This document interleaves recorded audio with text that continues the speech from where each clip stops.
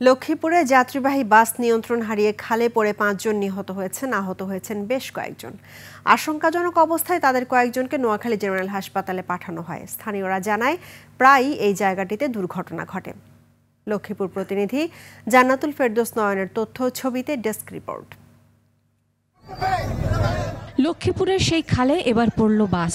সকাল ৮টার দিকে নোয়াখালী থেকে ছেড়ে আসা লক্ষ্মীপুরগামী বাসটি এ দুর্ঘটনার কবলে পড়ে। দুর্ঘটনায় নিহত হয় ৫ জন। নিহতরা হলো লক্ষ্মীপুর সদরের মোহাম্মদ মোর্শেদ আলম, জয়নাল আবেদিন, একটি ওষুধ কোম্পানির কর্মকর্তা হুমায়ুন কবির, মাজেদ ও রিপন।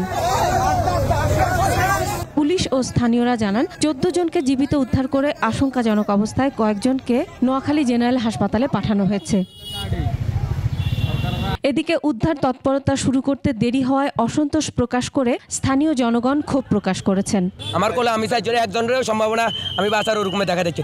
আমি যে ব্যাঙ্গাত করে জারে নিছি উনি মনে হয় না বাঁচবেন, উনি জিল ভাই কামড় দিয়ে গাড়িতে চলে গেছে।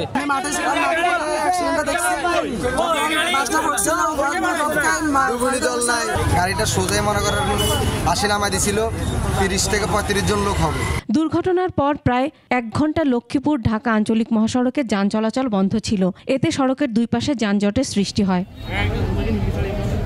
ঠিক ১ মাস আগে ৬ আগস্ট ভোরে ঘটনাস্থলের প্রায় ১ কিলোমিটার দূরে নোয়াখালীর বেগমগঞ্জের চন্দ্রগঞ্জ পূর্ব বাজারের এই খালেই নিয়ন্ত্রণ হারিয়ে ছিটকে পড়ে একটি মাইক্রোবাস। এতে একই পরিবারের ৭ জনের মৃত্যু হয়।